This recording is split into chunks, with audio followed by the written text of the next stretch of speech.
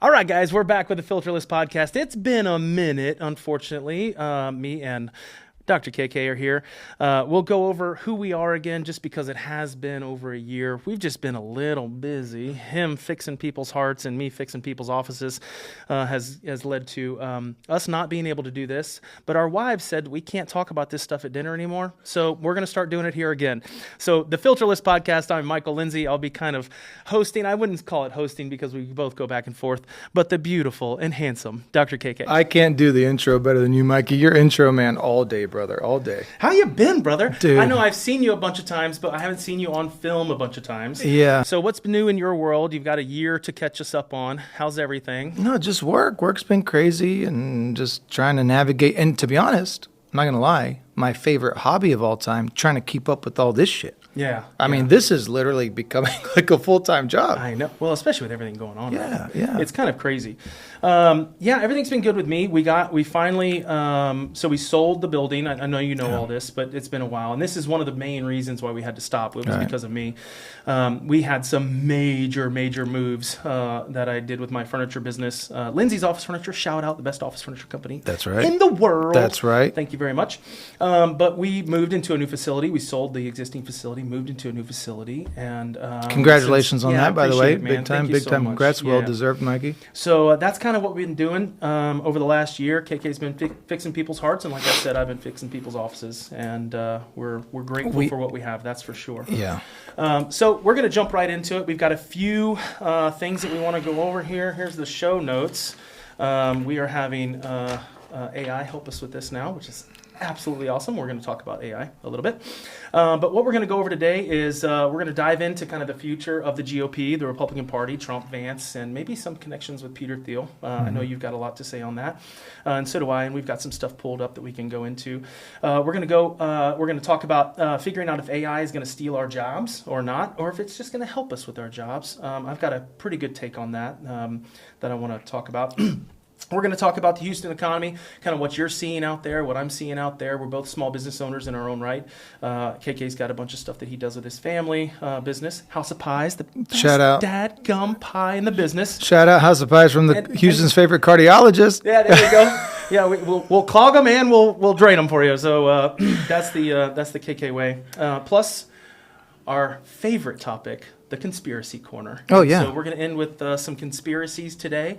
The problem with conspiracies now is they're mostly true. we have to change the name or change the definition of conspiracy. Yeah, I still love the word conspiracy. I'm a true conspiracy theorist at heart. I love it. I love everything about it. Yeah. I love them not being true. I love them when they are true. Yeah. I love everything about it. So we've got a full packed show for you today. Just me and KK.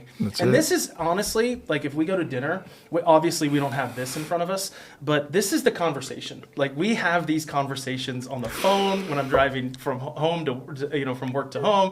We're talking about this stuff all the time, so this is just us recording it. If that last convo was recorded at where were we, River Oaks District? Toulouse. Oh my God! I even told him, I was like, that would have been such a good pod. I know. Maybe we need to bring some champagne next. Because like the champagne helps. Dude, or just do it at Toulouse. Yeah, just do it at Toulouse. The singer in the background, it won't make that big of a deal. All right, so first things up, we're going to talk about politics.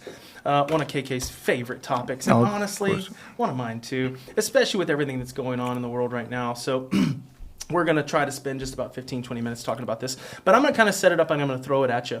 So what I wanted to talk about today was Trump, Vance, but more specifically than that, the Peter Thiel influence on J.D. Vance. And I know we were talking pre-show in the prep a little bit. We don't really prep for this, by the way. It took us about 5 minutes.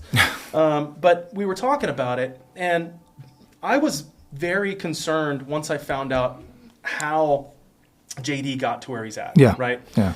So basically, and you can read the book Hillbilly Elegy. It's a great book. I haven't read it. I've perused it and done some summary on it, but I haven't read it fully. I heard it's an excellent book, by the way, like an excellent book. And the guy had a very, very tough life.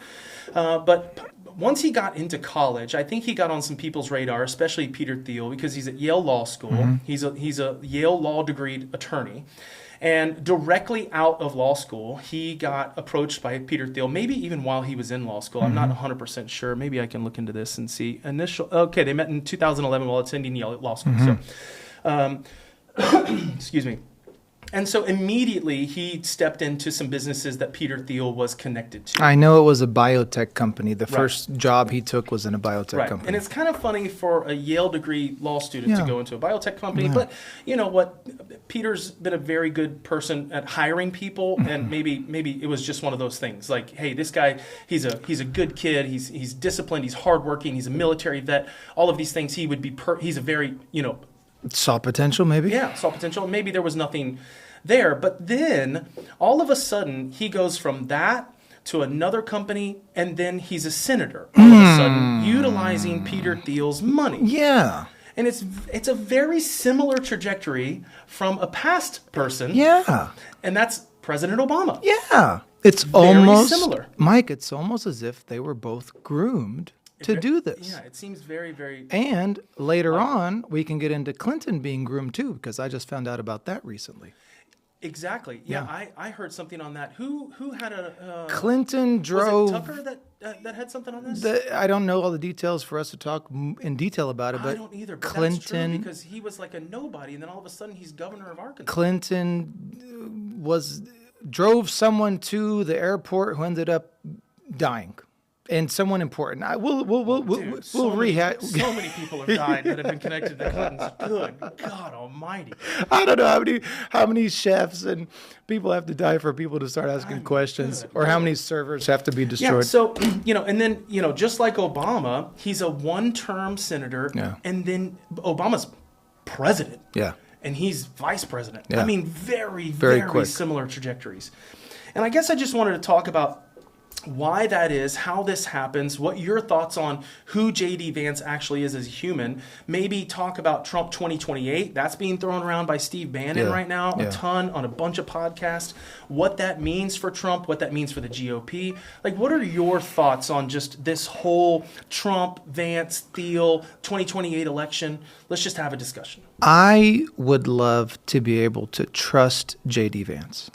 I want to be able to trust J.D. Vance as much as I used to trust Donald Trump. Does that make sense? I can no longer trust Trump to the degree that I used to trust him with because of his corruption, especially with regards to the Epstein files. That's the main reason for me not trusting Trump, making it sound like we all just forgot about it and you guys are still talking about Epstein and what happened to everything going on there.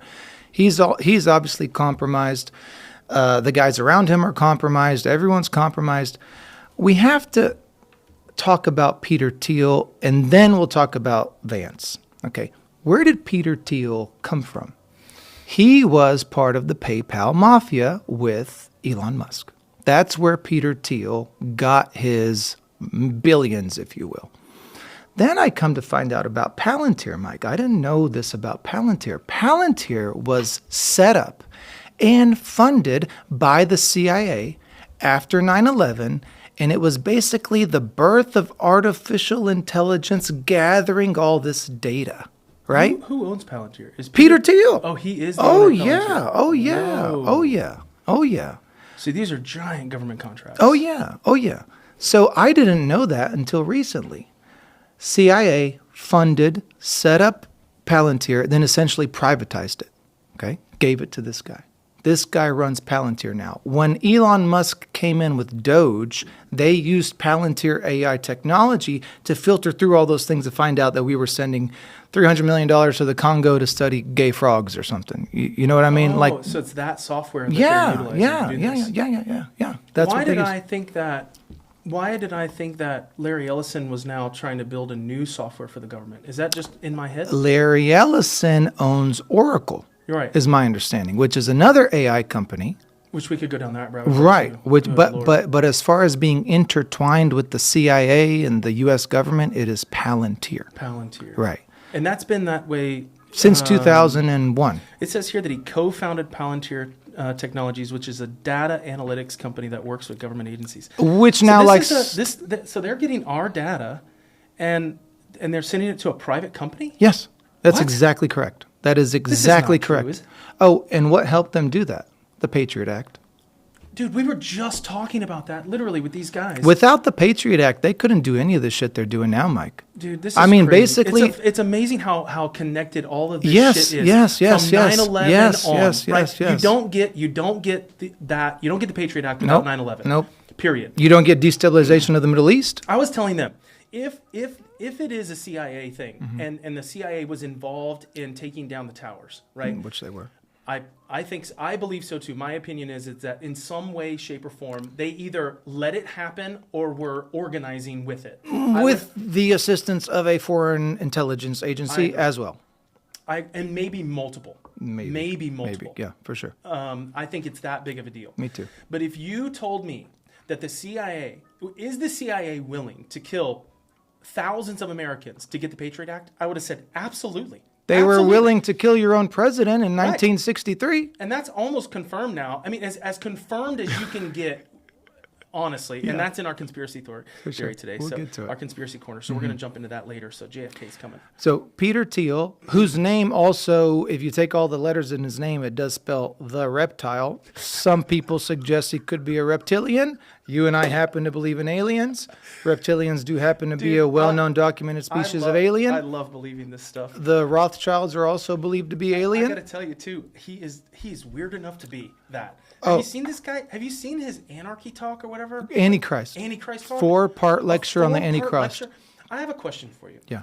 Who besides the actual Antichrist is that informed on the Antichrist? Nobody. Peter Thiel. And he's gay, by the way.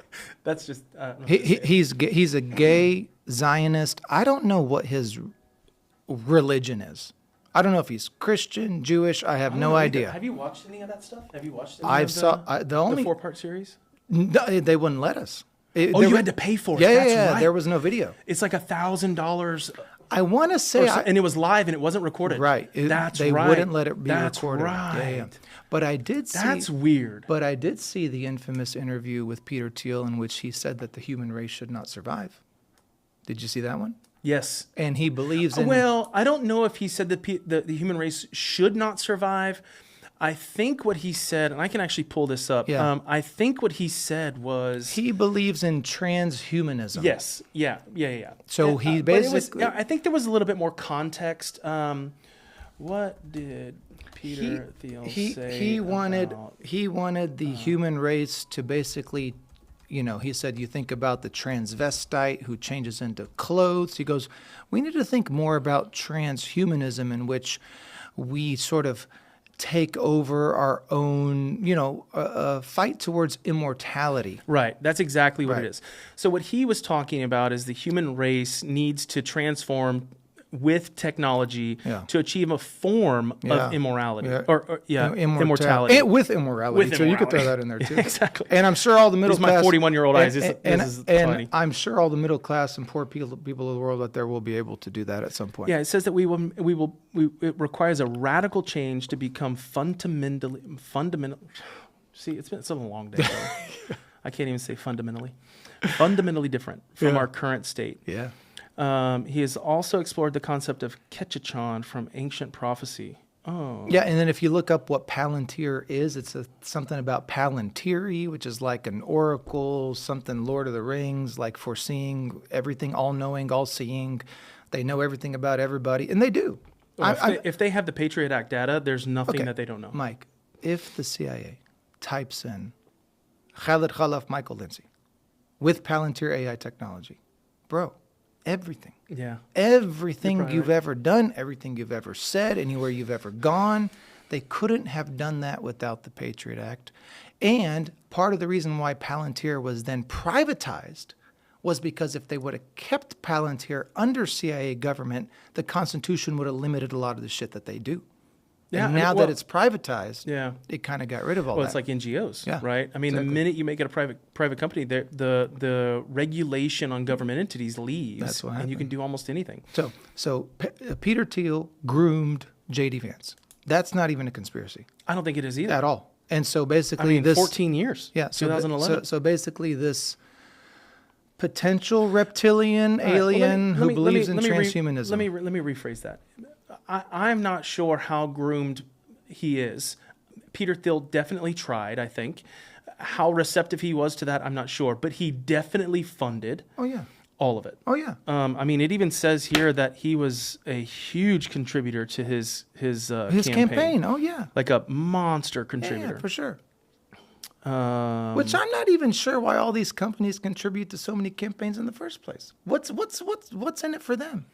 Like why is Oracle, Palantir, Microsoft, Google, why are they even funding political candidates? Well, I can tell you, it's power and influence. That's right. It's influence. It's a 100%. joke. The whole thing's a joke. I mean, I do believe that in order to elect a president, that president has to be able to raise money. I do believe that. Mm-hmm. Like I believe in grassroots, being able. I think that I should be able to give to a presidential campaign up to a certain limit, right? But I think it should be capped. I think the RNC and the DNC need to have a cap, like baseball does, or like these sports do, and say you can spend up to $500 million on a campaign, but that's it. That's all you get. Mm-hmm. And then the rules of the campaign go in. I mean, look what Kamala did with $1.3 billion. That's insanity to me. What would be amazing is that we could just get the money out of campaigning and out of politics. Why can't we just have two humans debate each other, and then we get to decide who we like more?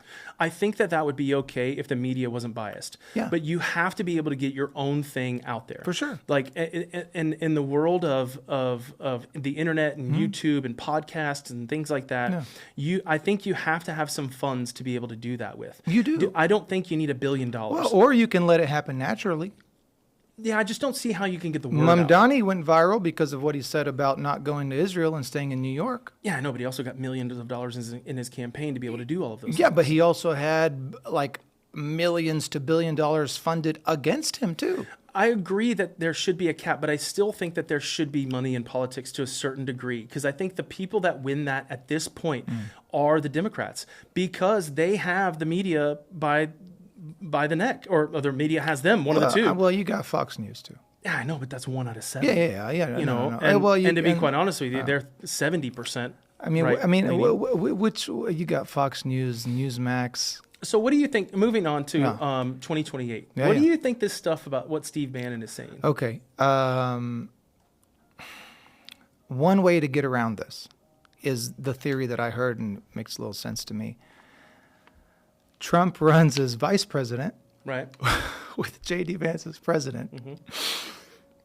Day one, J.D. Vance steps down. Trump gets into office. Peter Thiel would never let that happen, and Trump would never be second fiddle, brother. Well, I don't even care if it's on a campaign and he's saying I'll be president. He will not be second fiddle. That I can guarantee you. That's never happening. It is a legal loophole. Yeah, I can understand a legal loophole. Here's what I think. I think that if Steve Bannon wants this to happen, then what he does is he goes to the Democratic Party and he says, okay, let's change the 22nd Amendment. Mm-hmm. Let's change it to 3 terms. Mm-hmm. We'll run Trump. You run Obama. The Democratic Party will do that because they have no one else. But do you think that Trump can beat Obama? That's the question. Of course. Can he? Oh, of course. Oh, yeah. I don't know. I think the Obamas have way too much dirt on them to win anything right now. I don't know. I think Trump gives him a run for his money. And if Michelle Obama ends up being a dude, which she might. It doesn't matter. Oh, good God. Come on. It doesn't matter. Oh, good To the Democratic Party, it doesn't matter. There's not enough people out there who are going to vote a tranny as the first lady of the United States. First lady of the United States? Yes, there is. No way, yes, dude. there is, buddy. I mean, the U.S. is for Obama? In a heartbeat. Dude, the U.S. is crazy, Mike, but I don't think there's enough crazies out there who are going to get on board with that. Dude, 81 million people voted for Joe Biden. He was a corpse. 81 million. Supposedly. Hey, you know what I heard about Biden? There's no telling. Some people suggested that some of the Biden that we saw was actually not Biden. Well, they have the tall Biden. Have you seen the tall Biden? There was like a dude in a mask. I mean, there was a 6'7" Biden. I didn't see just 6'7". You have not seen this? Oh my gosh, you have to see this. All I know is the dude's face looked weirder and weirder throughout time. I wonder if Google's pulled these down. Where is Biden now? I'd like to hear something from him. Is he eating ice cream in an old folks' home, just like? Oh, he's got cancer. Well, he had cancer the whole time. I'm sure. Yeah. They don't show the picture. There was a picture of him and Jill walking out of the White House, and he's like a foot taller than Jill. Like a foot taller. Dude. And he's like 6 inches taller. Weird. It was weird. I wish we could find it. Maybe we'll find it in post or we can put it up right now. But I'm telling you, like, there was a tall Biden. Did you ever see that one thing about the CIA having these crazy masks where like basically you could be me and I could be you in the face and nobody would even know it? They even pulled a trick on one of the presidents. I think it was Bush Senior. Some CIA lady official dressed up like someone else, went into the Oval Office, had a meeting, and at the end she was like, surprise. That's crazy. And then everyone's like, what the hell? She's like, we just wanted to show you the degree of deception and what things are these days. It wouldn't surprise me at all. It really wouldn't. Yeah. And I think the other thing that Trump is using with the 2028, especially having Steve Bannon go out there on these podcasts and say, oh, Trump's running in 2028, Trump's running in 2028. I honestly think Trump's like, yeah, keep saying that, because the Democrats pick it up every single time and it distracts them from whatever else is going on. Oh.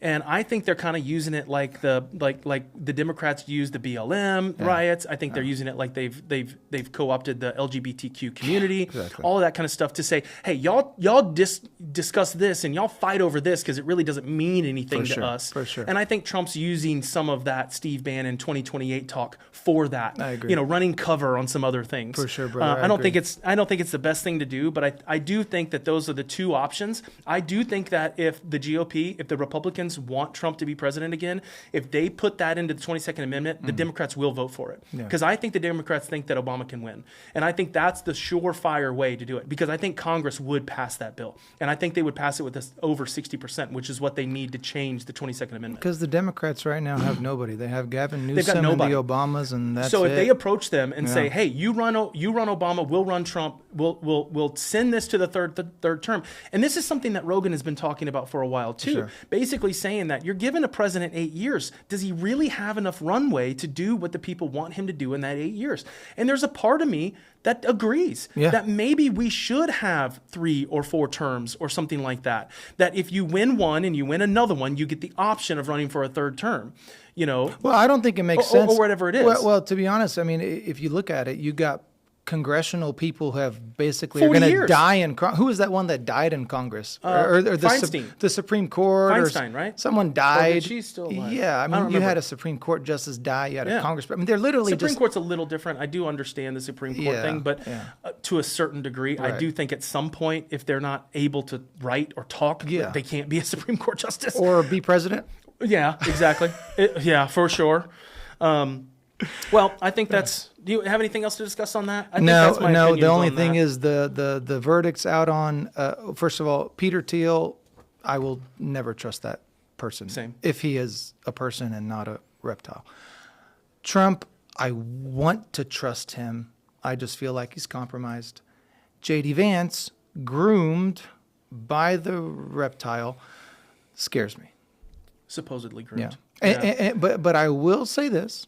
I was impressed, because we have it on our notes, about the recent activity of J.D. Vance and Donald Trump. In Israel. Exactly. I'm very happy that he went to Christian churches while he was there. Yeah, thank God. Thank God. Yeah. And, I mean... And didn't kiss the wall. No, he did. No, he didn't. Not this time. Not this trip. No, but he did before. I understand. What I'm saying is... Yeah, there's a big change there. I think he sees it. Why does everyone have to kiss? It's almost like kissing the ring, right? I don't know, man. Maybe you wear a little hat and kiss the wall. I just understand don't. That. It's just, I mean, I do and I don't. There's a part of me that's like, okay, it's customary, it's tradition. Like if I were to do it, it's one thing. For the president or the vice president religion, to do Mike. That is not. Are you going to go kneel in a mosque? No. Okay, then why are you going to go kiss the wall? That I agree. Okay, you're right. You're right. This is a religious thing, dude. Kissing, no. Going, I would love to go. I would love to see it. Oh, mosques are beautiful. That's what I'm saying. And I would do the same thing at a mosque. Mosques are actually gorgeous. Right. Yeah. So to me, it's like the going is not the issue. Yeah. It's the kowtowing while you're there. There's a difference between respecting other religions and then participating in, and, by the way, in ceremony. By the way, this little Western Wall, Wailing Wall thing that they do, if you want to get into it, I can. They do this thing where they do this pelvic thrust against the wall. Okay? They do this head bobbing, and then they do this pelvic thrusting. If you look up the origin of the pelvic thrusting, you would be shocked. It has to do with copulation with a spiritual deity. I'm not even joking. Look it up. Look it up. We can't. We got to move on. Yeah. Next episode. Fact check everything I say, please. Please fact check everything. To the we're probably audience, going to be wrong about half the time. To the audience, fact check everything I say, please. Yeah, and comment if we're wrong. Yeah, we're for wrong sure. all the time. I have no problem being wrong. Not that much. All right. On to the Federal Reserve, origins and power. This is one of the topics that you brought up. I know a little bit about the Federal Reserve. I've done a little bit of digging, heard a little bit of stuff about it. I'd like for you to kind of set this up for us maybe a little bit. What I would like to talk about is like why it's here, what its usefulness is for us, if you know, and then also like how did it start? Why did it start?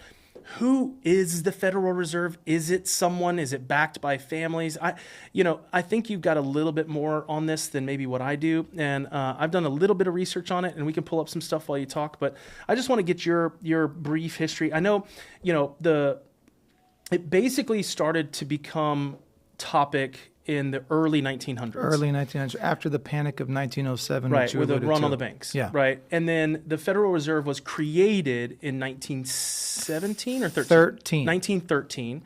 We could look all this Jekyll up. Island was 1910. Titanic sinking was 1912. Okay. World War was 1914. Really? Balfour Declaration, 1914. Isn't it so funny that the minute that we gave an institution the ability to print our own money that we went to war? How crazy is that? I didn't know that. I got another one. Google, when was the IRS founded? Same day. Same day as the Federal Reserve. Exactly. Yeah. It's a coincidence. I didn't know that. It's a coincidence?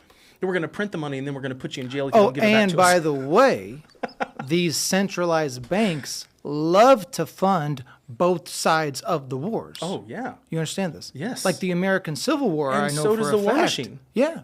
Yeah, they want to make products for both sides. They want both of their missiles going both ways. They want it like this. So the only reason why the Federal Reserve had a leg to stand on, supposedly, which it did not, but the only reason why it was sort of deceived to the American public and the American lawmakers that it would be good is to avoid financial crises such as the Panic of 1907, which some people believe was orchestrated, almost like a false flag, if you will. Like a COVID-19? It's a lot of false flags. Like there just seems to be like Gulf of Tonkin, USS Liberty, Yeah, we were 9/11. talking about Bay of Pigs before you got There's here. just a lot of false flags. A lot of false flags. Pretenses that lead these people to do something evil, Mike.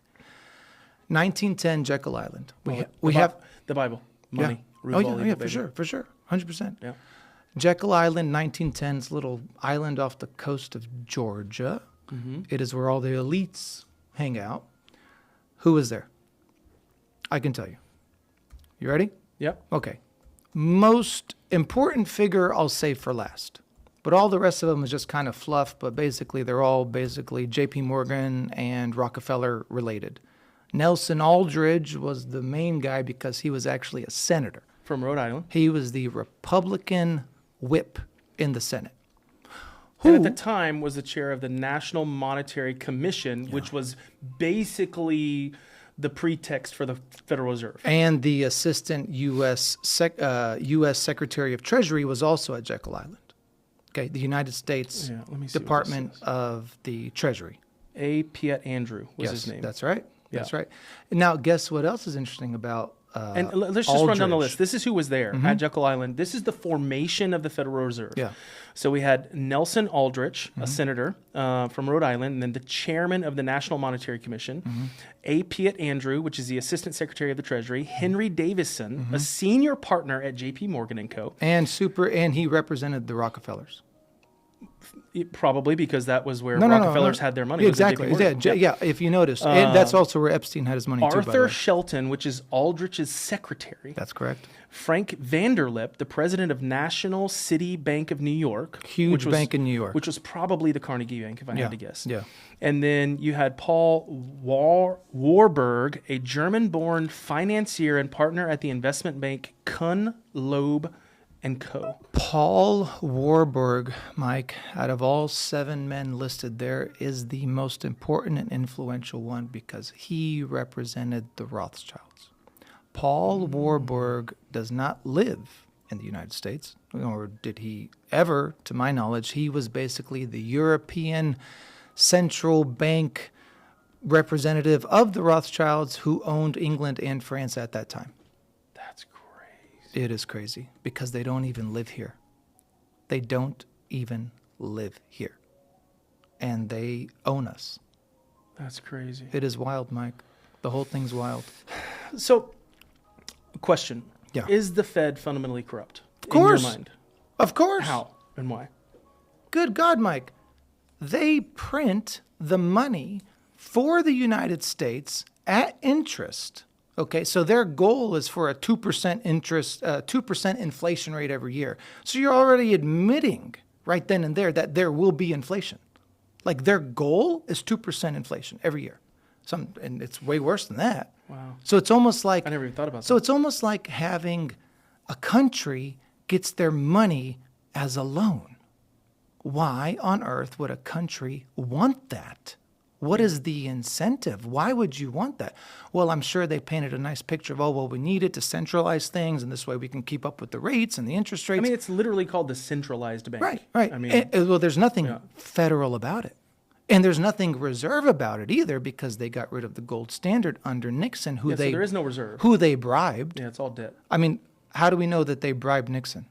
Because of Watergate. Oh, okay. Yeah. Who tapped his phone? And to be quite honest with you, I think that Nixon was a pawn. He's just a pansy in the whole thing. 100%, bro. Yeah, I don't think that he had really anything to do with it. I think what happened is they came to him and they said, this is what happened. We did this. How do you want to deal with it? We can cover it up or we can make it public. And he was like, well, cover that up. Yeah. And they got him because he said cover it up. They knew the whole time they were going to go out with it because they wanted him out. I have to connect these dots too so that you get it, and I think you do get it, but I have to connect it for the audience. Real quick, wasn't Nixon's vice president thrown out and then they appointed a vice president and then they threw Nixon out and then that guy became president? So he never got one vote?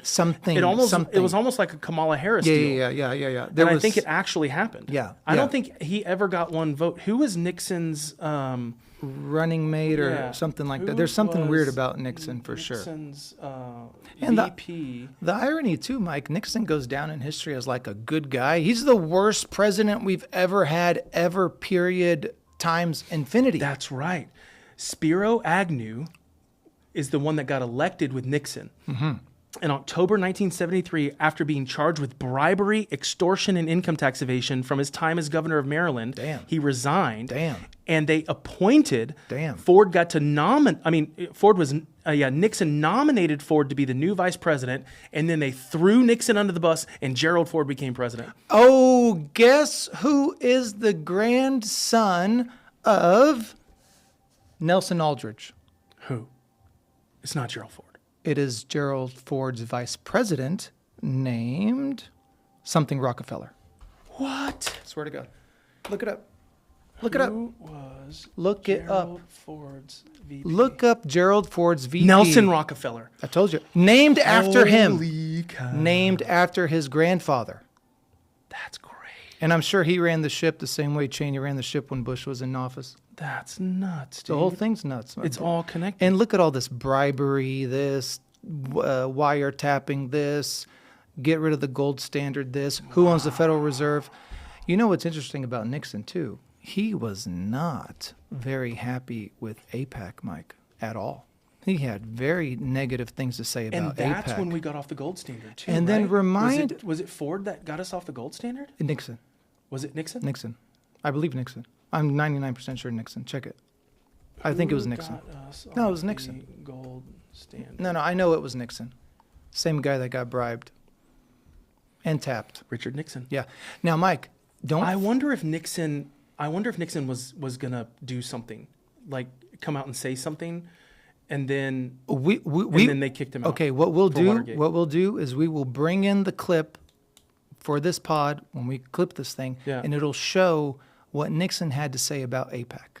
Now, why is that relevant? Who does AIPAC represent? Israel. Who created Israel? Well, I mean, honestly, I think the United States did. No. Who? The Rothschilds. Oh, With the UK, with the Balfour Declaration in 1914. The Rothschilds created this Zionist movement that led to the state of Israel. AI says that Nixon never said anything about AIPAC. Oh, I'll show you the video. I will show you the video. If anything, it says that he expressed commitment. Oh yeah, no. And then Nixon also had a nice. These things are so. No. Oh no. Google's full of shit. Tilted. I wonder what Brock says. No, Google's full of shit, Mike. I wonder. Because I Googled about the Titanic and it said, oh, it has been debunked that J.P. Morgan. Guess who owned the Titanic? Huh. J.P. Morgan. And didn't they take out a huge insurance policy too? I don't know, but on the unsinkable ship. I don't know, but guess who was actually supposed to be on the Titanic and bailed out the day he was supposed to go? J.P. Morgan. Kind of similar to Larry Silverstein not showing up to the Twin Towers on 9/11. Yeah, that is very odd. It's very odd. The whole thing repeats itself. Yeah. The whole thing repeats itself. J.P. Morgan was a huge Zionist, huge. And also, don't forget who funded Epstein's $1 billion payout to all of his victims. Look, Grok, first sentence. Richard Nixon, the 37th President of the United States, expressed strong private criticisms of AIPAC in White House tapes from the early 1970s. I have a video of it. Google didn't say anything about that. I have a video of it, Mike. That's great. And then there's another nice convo. I do have a question for you. You know that AIPAC is the only foreign entity that doesn't have to register as a foreign entity? Yeah, Why is that? We'll get into that when we talk about JFK. When we talk about JFK, because that's part of the reason he got killed. Well, one of the reasons I want to bring up the Fed is because they are able to manipulate our economy. Mm-hmm. One of the things Trump's been saying here recently is that they should have lowered rates already, and it's very political. And if you look at everything that the Fed has done for the last 50 years, right, and when they've risen rates and when they've cut rates, it was always due to economic turmoil or economic prosperity. Yeah. When the prosperity happens, you're supposed to raise rates a little bit so it doesn't go overboard, and that slows down the economy a little bit, which allows people to borrow and do small business and all that stuff. And then when it's bad, you drop the rates, and so you get money into the economy, which spurs growth and transformation and economic engine and things like that. Well, that hasn't really been the case in the last 8 years or so. No. And it's been very politically driven. I mean, they were cutting rates when the economy was going up, and they've been dropping rates when the economy's doing better, vice versa. Yeah. And it's been kind of crazy that we haven't got a cut with the economy going, in the right direction. I mean, with unemployment coming up a little bit and inflation, being very, very stable. I mean, these are all key metrics that, the Fed has to look at, particularly inflation, because printing money is the only cause of inflation. It is inflation. Actually, government spending is really the only cause of inflation. For sure. Personal spending is never really a cause of inflation. It's always government spending. Yeah. And then, or taxes, the same thing. And then the second thing is just job creation or job loss, right? Yeah. So if you see the jobs going away, you need to drop the interest rate, which spurs economic development, which spurs jobs. And if you see it going the opposite way to where we've got 2% unemployment or 1% unemployment, you make money a little bit more expensive, and people start to get laid off, and it's a good, I think the good number, what I see is around 3.5% unemployment, something like that. There's a certain percentage of people that are just unemployable. They're just not going to work. And that's different. That's different than being unemployable, right? Yeah, for sure. So I think there are lazy people that have, jumped on the government tit, and they're just not looking for a job. Yeah. And then during the Obama years, they decided, well, we're just not going to count those people. Yeah, for sure. If you're not looking for a job, then you don't want a job, so we're just not going to count you as unemployed. You're unemployed. You're on the government tit, and you're unemployed. And I really wish that they would change those numbers, and I hope that that Trump is doing that. Yeah, because I really unemployment would be way higher than they say it is. Right. I mean, right now, I think the unemployment rate's hovering around that 4.5%. Something like that nationally. I think it would actually be closer to 6%. Yeah, for sure. If you counted all the people that are just not working because they don't want to. Yeah. They have the capacity, they have the ability, they have, arms, leg, everything that you need, and they're just not doing it because of government subsidies or whatever you want to call it. So that's what the Federal Reserve is really there for. And I think it's become a political thing, but I think it was set up that way from the beginning. I think that these people knew that it was going to be political because the president appoints the person. person. Mike. So how can it not be political if the president is the one appointing them? You don't think they're going to put someone in that's going to make them look good? Obviously. There were 3 bankers on the Titanic that died. Can't think of the one guy's name. Strauss was one of the guy's names. Guggenheim was another guy, and then the other one is like something the 4th or the 6th. These 3 American banker type dudes were adamantly opposed to the Federal Reserve. Don't forget, Jekyll Island was on 1910. Titanic sunk in 1912. They had 2 years to try and get this thing passed into Congress, and they tried and they couldn't because they were all getting blocked. After the Titanic sunk, don't forget who was supposed to be on the Titanic. Don't forget who owned the Titanic, Mr. J.P. Morgan himself. Okay. Then guess when the Federal Reserve Act got passed? What? December 23rd, 1913, when more than half of the Congress was on Christmas vacation. Oh, I did know that too. December 23rd, the day before Christmas Eve. It was snuck in there. The whole thing's a scam. It's been a scam from day one. It's a centralized bank, same as centralized bank. And by the way, Mike, it's the same people, don't forget. It's the centralized bank, the Rothschilds, own the centralized bank of the UK and France and all these other European nations. They also owned the centralized bank of Germany. And then guess what happened? Some guy rose to power, told the Federal Reserve to go F off. That's what he did. And then they declared war on him. So I have a question. I didn't know this, but did you know that the Federal Reserve, they don't have to send notes and things like that to Congress because they're technically not. It's a private bank. Technically it's a private bank. Yeah. So they don't have to. But in the 70s, they started to. Yeah. And this is when you started to see the rise of insider trading in Congress, right? Yeah. So basically what happens is the Federal Reserve sends this thing out that says, this is the money that we're basically loaning out to these particular banks, and this is what they're doing with that money. Yeah. And so then what Congress does is they look at it and they're like, there's a company right there. I'm going to go invest in that because they're about to get $1 billion from the Federal Reserve. For sure. And I think that's how this whole thing happens. It's a scam. And I think that all of the politicians are in it. And I think the Federal Reserve is the Gambino family of it. It is. And they're taking their cut, and then they're like, but y'all can make yours too. For sure. And I think that's But I happening. don't want you to lose track. But here's the three bankers that died because I want to be clear on this. Yeah. So John Jacob Astor IV. That's right. Correct. Isidore Strauss and Benjamin Guggenheim. Yeah. And so I asked Grok, why is this a big deal regarding the Federal Reserve? Conspiracy theory, right? Again, we're going to go into conspiracy theory, but I think this is pretty accurate.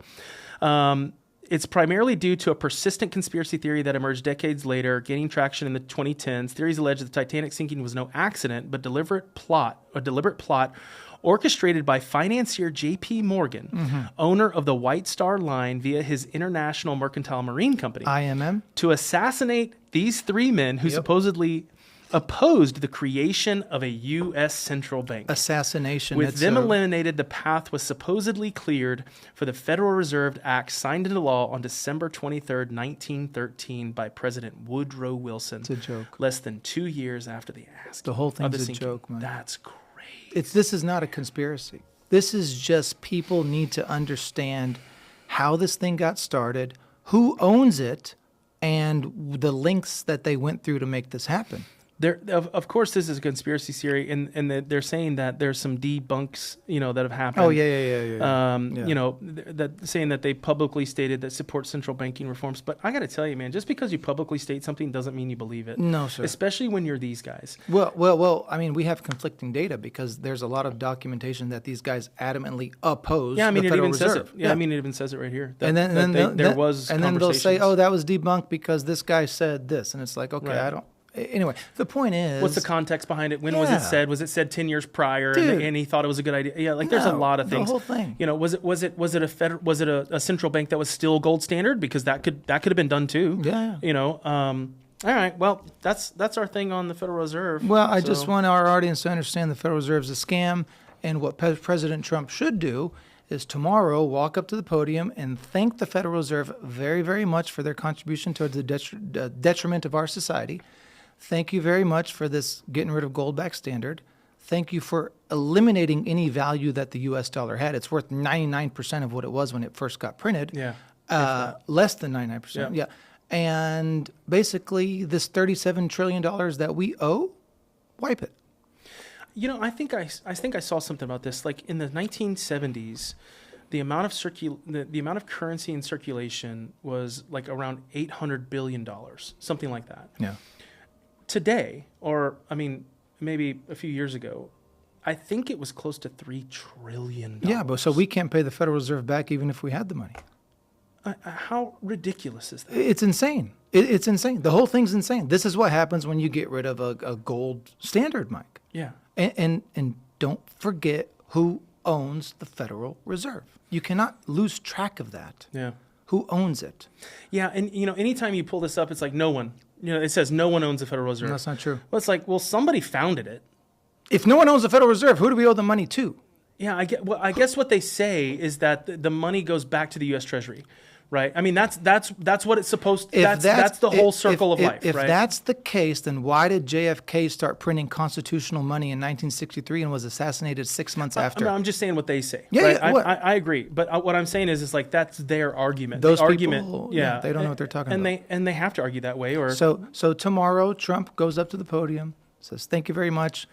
As a contribution to the American public, guess what I'm doing? Because I'm a big bully who likes to talk a lot of shit," which he is, which I like, by the way. You know I like that about him. Me too. Okay. And he says, guess what, guys?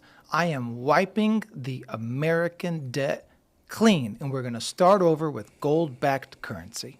He could do that. He could. Well, I don't know if he could or not. No, he could. You know why? Why can't he? The Federal Reserve doesn't have an army last time I checked. Oh. Yeah, that's true. Well, maybe they What are they going to do? I don't know. No, I agree. Here's the thing. What do you think happens to the stock market if that happens? I think it goes up. No, I think it goes up. Oh, I think it's gone. Well, you know, but you have to realize the stock. It's all inflated dollars. The stock. It's all fake money. Yeah, well, you have a point. You have a point. A point. I don't know. I'm not an economist. I just have common sense. I don't know. But wipe the debt clean. Yeah. Start with gold-backed currency. We start all over. I don't think we're going to pay down the debt. Why would we? Who's paying down the debt, Mike? That's what I'm saying. When we were kids, how much was it? You said $9 billion when we were kids? Just inflate it out of. I mean, that's what they're doing. Wasn't they're just it going to like- inflate the dollar out of existence. And That's then right. That's right. They'll pay it back with No, inflated and dollars. then pretty soon we're just going to be burning dollar bills, which is what they did in Venezuela. Yeah. It's like a protest. It's like your money ain't worth shit, America, and we're the most powerful country on earth. How are we the most powerful country on earth and your dollar is literally worth shit? I mean, it's setting on fire right now. That's too. my point. It makes no sense. The whole thing. And who's doing that to us? Don't forget. Who's responsible for this? The people that print the money with the corrupt politicians who give the money away. Yeah.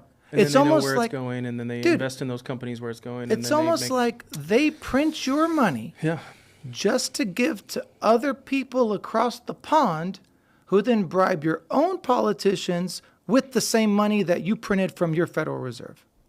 What? insane. It makes no sense. And we're going to pay off the debt with the same money that Nobody's we're going to paying off the debt. Nobody's paying off the debt. Yeah, why would you pay it off? This country's broke. Yeah, well, that's true. Yeah. The only good thing is we have a bunch of assets. Thank God. The only thing we have, Mike, is an army. Yeah, the best one too. But that's it. All right, moving on. This works perfectly. Yeah. Because we're going to go straight from Army talk and Federal Reserve to AI. Oh, yeah. And what we feel, and this is an opinion piece. This is not going to be based on a ton of facts. We'll throw some facts out there about what AI is and all that kind of stuff. But everybody knows what these LLMs are doing right now. And my question is AI an enhancement or a replacement? Like, I think that's the question that I think most people really want to understand. I think what we're seeing right now with these LLMs, whether it be Gemini or Grok or ChatGPT, or there's a host of them. I think what we're seeing is a productivity increase right now, right? Which is affecting a lot of larger corporations. I think we're seeing agents being built.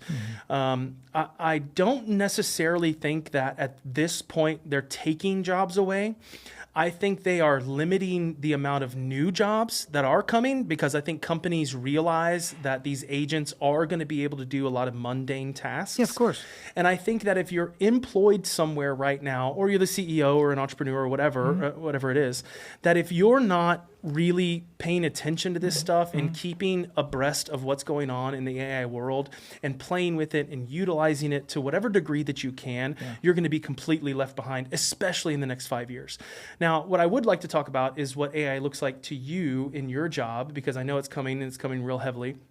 And it's being, widely accepted and utilized because it's doing so well, especially in like cancer research and things like that. Which I know you're not in that. I know you're a heart surgeon, but I know it's coming into your world too. And you've been using robotics and AI for a while. We have a robotics cath lab assisted thing, but we don't use it because it's easier for us to just do it ourselves.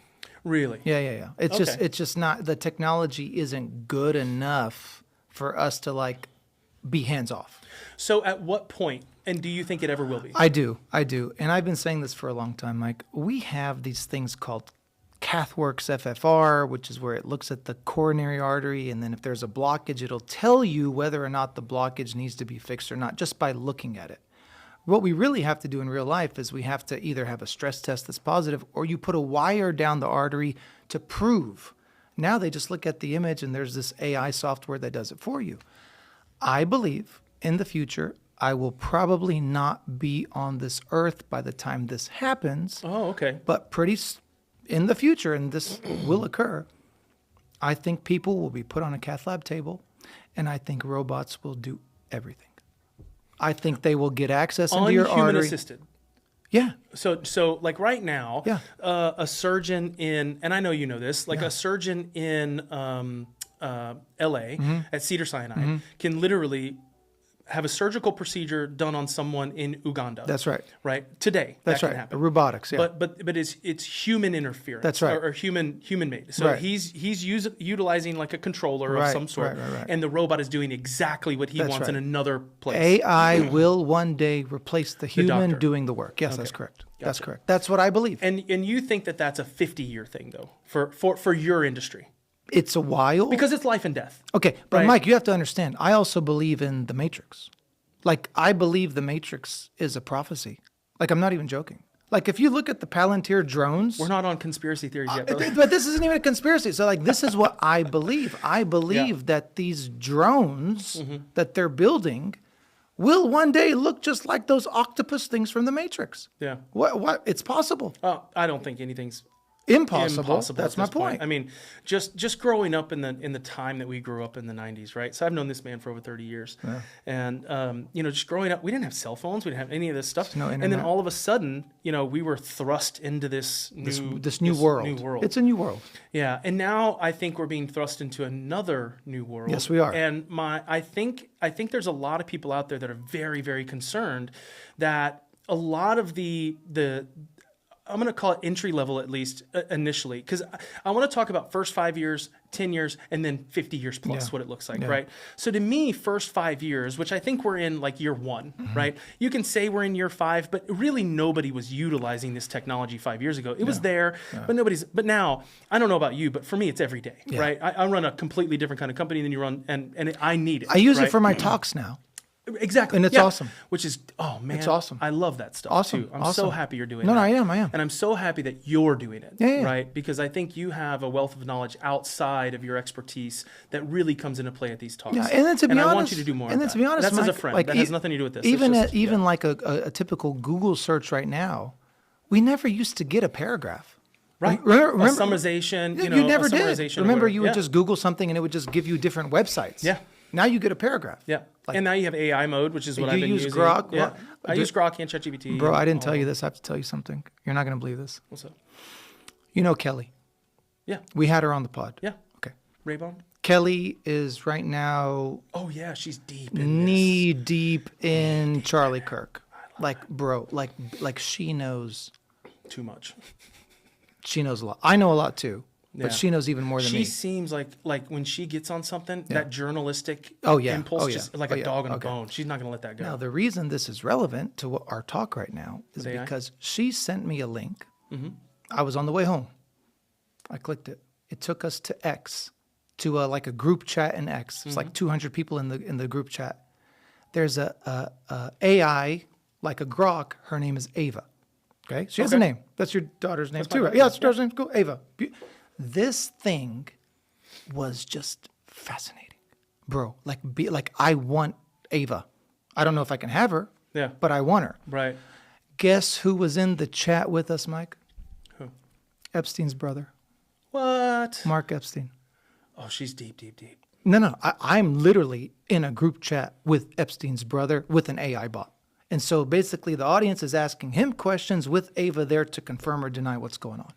Oh, after the pod, I got to tell you whose cell phone number I got. Okay. And I'm texting this guy. Okay. Really quick. But this Sports is guy. But this is like the Sorry. application of AI in today's world where you can almost like interview someone Right. and then have AI right there to confirm or deny what they're saying. You see what I'm saying? Like real time truth. But then here's the question. It's like, what's AI? But then here's the question though. Are these AI things programmable? Right. Like well, how I know that they are to a certain degree. They are. They are to a certain degree. And I think I use different LLMs for different things, right? We're still on the AI, so we can talk about this. Yeah. So I have a very different approach to AI than I think maybe most do. I think that in the first 5 years, and we're going to call this ground zero, ground year one, right? Mm-hmm. To me, 2025 is really the year of AI. Yeah. This is when we've seen the most people, subscribe to these things. I think you're seeing it on the news everywhere. We have an AI czar, David Sachs. Love the guy. Yeah. He was part of the PayPal Mafia too, right? I don't know. David Sachs was part of the PayPal Mafia. Okay. I think that's where he made his first $100 million or whatever. But this is here. It's here to stay. Yeah. There has been, I think, $100 billion worth of investment, maybe more than that at this point. Oh yeah, all these data centers. Year. Oh yeah, yeah, just this year. These data centers are insane. Yeah, they're even. And I have something else to say about data centers. Oh Let's go into this. Cloud seeding. I've got some very weird things to think about when it comes to that. Here's what I think AI is in the first 5 years. I think it's a productivity boom. I think that's what we're about to see. Yeah. I think that I think that you're going to see very steady employment. I don't think you're going to see a big uptick in employment at all. Hell no. But I don't think you're going to see a giant drop in the first 5 years. Now, remember, we're talking the first 5 years only. 5 to 10, you will. Right? I agree with you. I think where it's going to first be affected is the Uber drivers and things like that. I think FSD, full self-driving, is right around the corner. Whether it be Waymo, whether it be the Tesla, Uber, or Tesla, what do they call it, rideshare? Dude, you haven't been in California recently? No. What I'm saying is that it's very pocketed right now. Yeah, for sure. It's extremely pocketed. Because regulation, state regulation. For sure. I think there's going to be a federal oversight to this. Yeah.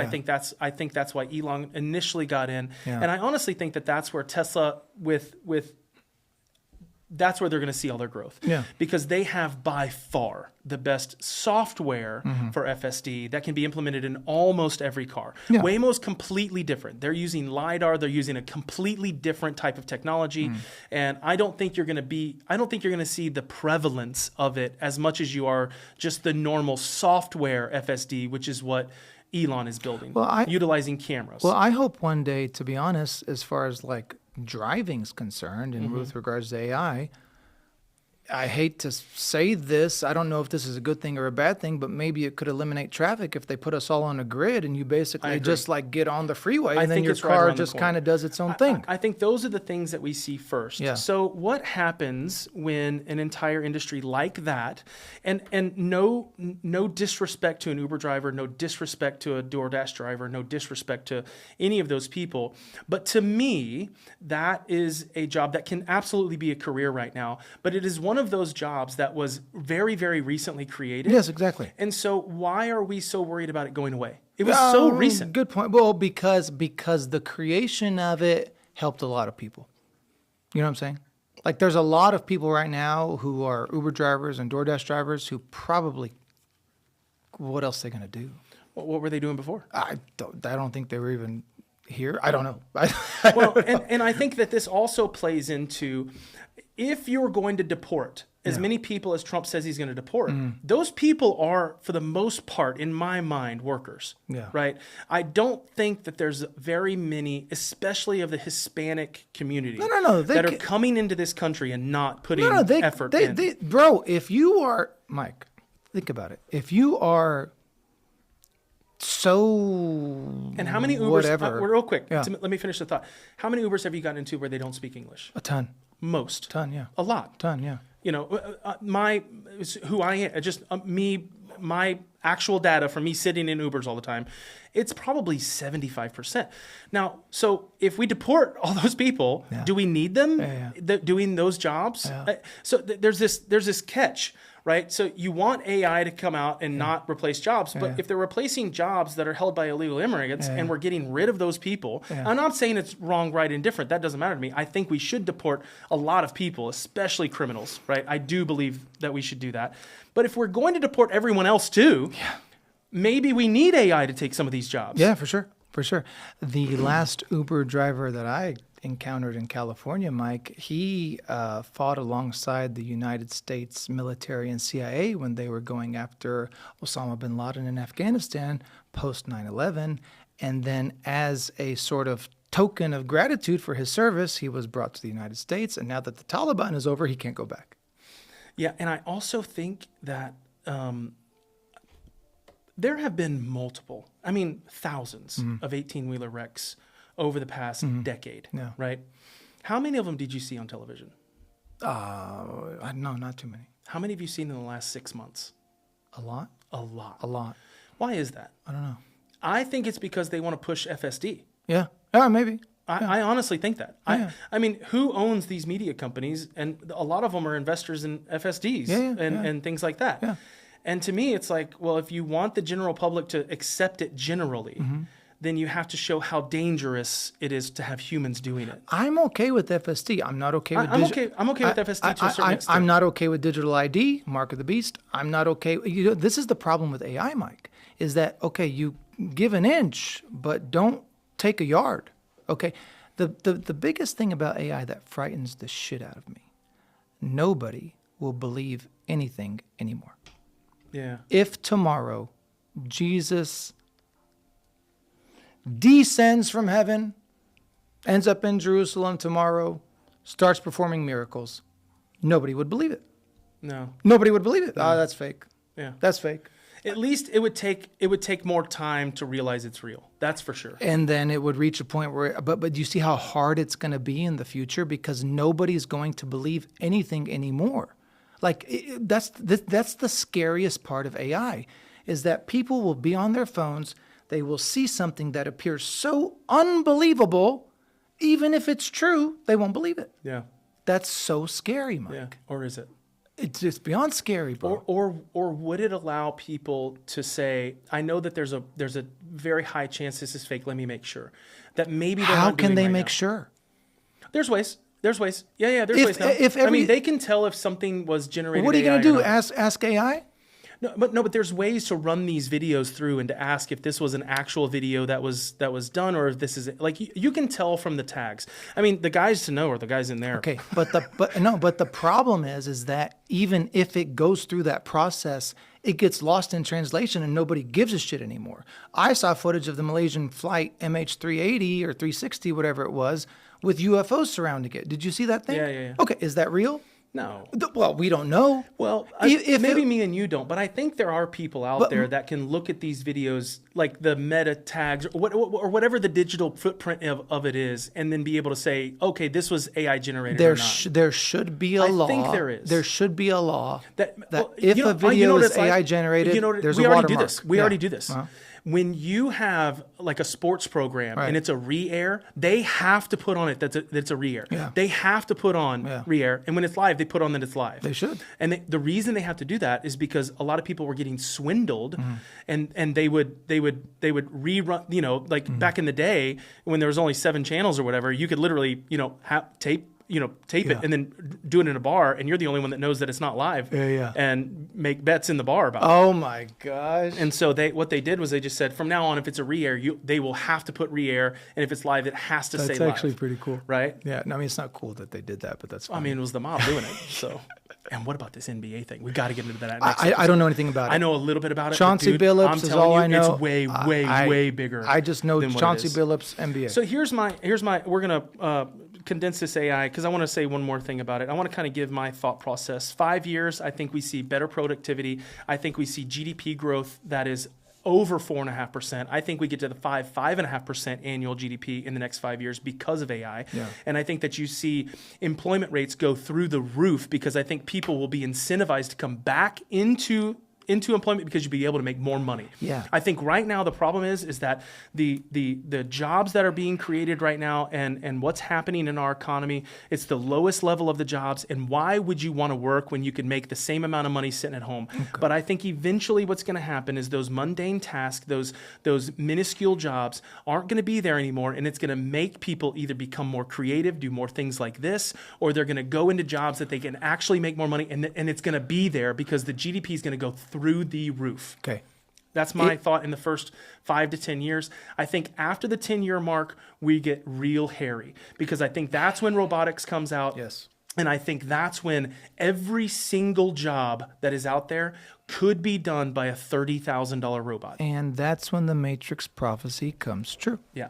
And I think that's what we really need to be looking at as part of the regulatory process of government. And I hate regulation more than anything. AI has to be regulated. But I think this is one of those things. I think it's just one of those things that it has to be. It has to be. It has to be regulated. Or we're going to be living with universal basic income because robots will literally be able to do everything. They'll be able to do your job. They'll be able to do, we won't even need my job anymore. It'll be able to do everything. But Mike, it's not so much about the jobs as much as it is your own personal freedom, safety, and security. You understand by the time we're gone, these human beings living on Earth will just be slaves. They will be slaves. So I think it was All In podcast that talked about this, and they don't think that the robotic thing is going to happen for at least 15 years, and here's why. The guy that's building the robots that are going to affect everyone is Elon Musk, and Elon Musk has stated his first thing that he's doing with these robots is sending them to Mars. First thing. I think the first 10 million robots that are made primarily get sent to Mars. I honestly believe that. I think that if there's one thing that I know about Elon, when he says he's going to do something, that dude fucking does it. Yeah, for sure. Period. End of story. He is the only billionaire I semi-trust. He is going to send these robots to Mars, and he's going to build something on Mars that will make it livable for humans. Can I go? And I'm telling you, I think that's where the robots go first, and I think that's the first 10 million of them. Yeah. I really do. But they don't need food. They don't need a shit. They don't need to pee. They don't need to eat. They just work. You send up steel. They can weld the steel. You send up HVAC. They can put the HVAC in. You send up oxygen tanks. They can put the oxygen tanks in. They can do everything. And you know what else they can do? They can come after you. Right. But from Mars. No, but I think this is his whole goal, right? Because I think what he's going to do is he's going to get a government contract to send these things to Mars, to build a base on Mars, because that's what he's going to do. Okay. And I think eventually the robots will come into our society. What about Palantir's robots and drones? Well, I think that's a completely different. I think that is the war machine more than it is what Elon's doing. That's correct. Yeah. Elon Musk is more interested in making things to help sort of better society. I think they're completely concurrent, though. I think it's all happening at the same time. That's right. That's right. Same thing. Yeah. Same thing. You say something against the government they don't like. You see what's happening in UK right now? Oh yeah, 12,000 people have been arrested for what? For less than what we've said on this pod. Less than what we've said. I saw an old man sitting in a wheelchair. He just had a sign up, I stand with Palestine. He's getting arrested. Yeah. I saw another guy just reading from the Bible. He got arrested. Yeah, I agree. I mean, the whole thing is insane. And digital ID is now mandatory over there. Well, that's our AI corner for us. Yeah. It's scary. It is scary, but I also think you're too excited about it. It's one of those things. It's like the internet. It's when the internet came out, people were saying the same thing, right? Yeah. And has it been a very detrimental thing for society? Yes. 100%. Yes. Has it also been the most productive thing for our society? It's made our lives easier. At the same time. Yeah, it has. And I think that's what AI is going to do. I just think that we need to, I'm so glad that David Sachs is in the position he's in. Like, that's one of the guys that I don't know him. Yeah. I watch the All In podcast. I've seen a lot of his stuff. He seems extremely level-headed. Yeah. I don't know his complete past with the PayPal mafia and all those kind of things. And they call him the mafia just because it's a bunch of billionaires. Yeah, for sure. They're not real mafia, but Peter Thiel. well, yeah, true. Yeah. Well, I guess. All right. On to, so now we get to talk about what I love the most is H-Town, baby. Let's do it. We're both Houston born and bred. and have been in this town for a long time. We own lots of things here in Houston, and so Houston is our home. It's where we raise our kids. It's where we make our money. It's where we have our fun. It's where we socialize. It's where all of these things happen for us, and we live extremely fabulous lives with or without money. We're very blessed. Just with the people that we have in our lives. And so we want to talk about Houston, what the economy looks like, what you're seeing in Houston, what your friends are doing, what my friends are doing. We have a lot of the same friends. We've known each other for 35 years, so we have a lot of the same people in our lives. Sure. But I just want to talk about, kind of the stuff that we talked about at Toulouse and stuff like that, just about what's happening in H-Town. So what's going on with you, brother? How's everything going? How's House of Pies? How's Vital? How's work? How's mama? How's your friends? Yeah, Vital is doing fantastic. We're growing because we are the last of the Mohicans, Mike. Private practice is dead. I know. Private practice is dead. And so what's happening in the medical world, which is so sad, and, people ask me about, all these kids want to go into medicine and stuff, and I'm just like, oh, okay, like you can, but you have to understand your view of medicine is not what it's, there's not as much rainbows and pots of gold as you think there are. Now, of course, there's exceptions to that rule, because the problem is, as a physician, they have completely destroyed our autonomy. We have no voice. We have no influence in politics. We have no influence over our reimbursement, which is completely covered by the government. The insurance companies are out of control. And so it is not a very lucrative field to get into, but of course, in terms of a humanities standpoint, you want to help people, makes you feel good at night, sure, but they also have to realize it will suck the energy out of you like a vampire. Yeah. Right? It's something that we talk about a lot. Yeah, for sure, with man. you. I'm not going to go into what we talk about. And let's just admit, if trust for physicians was on a graph, where are we the at? lowest it's ever been. Where are we at? The lowest it's ever been. If we had to talk about... With physicians, too. Yeah. Even with inside physicians. For sure. Physicians think that other physicians don't know what they're talking about. So watch this. Trust, here. Liability, here. Way higher. Here. Way higher. Overhead, way here. Higher. Inflation. Reimbursement, here. Low. So it's almost like every single thing is against us. Right? When did that start? It started as soon as the commercial... to be honest, no. You know when it started? Really, with Medicare. Medicare ruined everything. Because what happened with Medicare is set a price. It set a gold standard. Yeah. Right? So whatever you want to call that. That's right. Because that's some bullshit. So now Medicare comes in. There's nothing gold about that standard. Right? And so Medicare will say, oh, you know what, man, a heart cath doesn't look that hard, which it's not, by the way. Truthfully. For you. No. For anybody who's an interventional cardiologist, right. The truth is a diagnostic heart cath, if all goes well, doesn't take us very long, it's not a big deal. Yeah. But it's almost like we don't want the insurance companies to know that. Yeah, because if they know that, then it's like... I have the same analogy with the mechanic. Like, I can take my car to the mechanic. I have no idea what's wrong with it. He can look at it and be like, I'll fix it for $500. And to me, I'm like, fix it. And then he does two things to it that took him 35 seconds, and it's fixed. Yeah. Do I still owe him the $500? Well, you do. I do. Right. But that's the same thing with you. It's easy for you because you did 25 years of school, bro. That's the only reason. So I think you should get the money for that. Okay. Whether it's easy for you now or not. But I don't even set the price point. That's what's crazy. I'm a mechanic. You're the mechanic, and you can't set your own price. That's the point. That's insane. That's the point. Because of Medicare. Yeah. Because they have what they're going to spend, and they're not going to spend over that. There are some doctors who are cash-based. And they make the money. Plastic surgeons, some dermatologists, these wellness doctors, the peptides, the hormones guys. Cash-based physicians do very well. Because they can set their price. Because they don't have to deal with insurance. Because it's merit-based. That's right. But a cardiologist cannot be cash-based. I mean, it would be so difficult. Unless we change our entire healthcare system. I mean, you could go into concierge cardiology, but I need these expensive testing and stuff to actually do stuff on people. So it would be way too hard to do that, but it's possible. Medicine as a whole is not good, but Vital is doing well. That's great, man. Because we keep y'all expanding. Been so well, and not only that, I think y'all were able to hit escape velocity prior to a lot of this getting too heavy. Right. And y'all got just big enough to be able to survive. That's right. And private equity is trading us like baseball cards. Right. That's what private equity does. Private equity knows. Y'all aren't in that yet, right? No. Private equity knows that if they buy this practice and this practice, and this practice, and they combine all three, they can negotiate better with the insurance companies. Yeah. They just trade us. And so private equity buys us just to sell us later on. And well, I'm so happy that, you got that your family was able to get this to this point, and that you were able to step in, and you're really the face of Vital at this point. I see you on TV all the time, all of us are, brother. There's like 30 of it. My uncle. Well, it's just because I know you. Yeah, I see you all the time. Yeah. No, you're killing it, brother. No, man. How's House of Pies? How's the bro? How's the fam bam? Okay, George is doing really good. Love him. Okay, but you realize George is like stressed out like crazy right now. Well, he's a small business owner now. Well, because he's having to deal with more stuff. Good for him. Than he deserves it.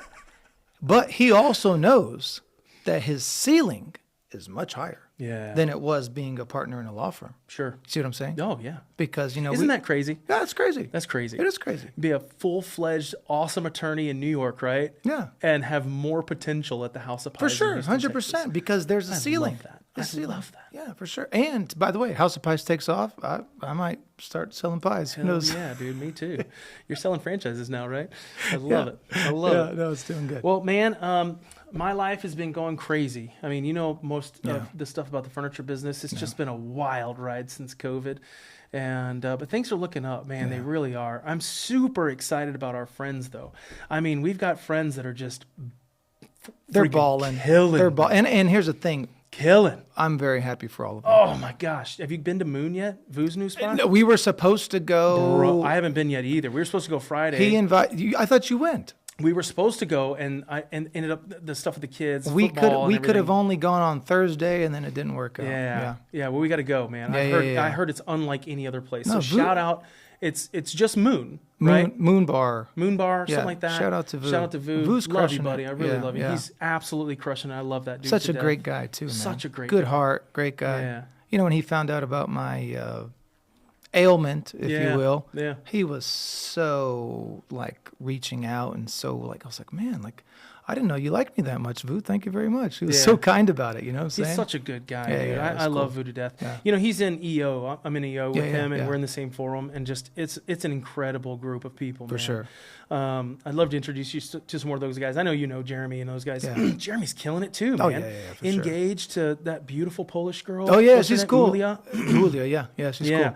And I'm super proud of him too, dude. I mean, what a 180-degree turn from who he was to who he is now, man. And I loved Jeremy before. I just love him more now. For sure.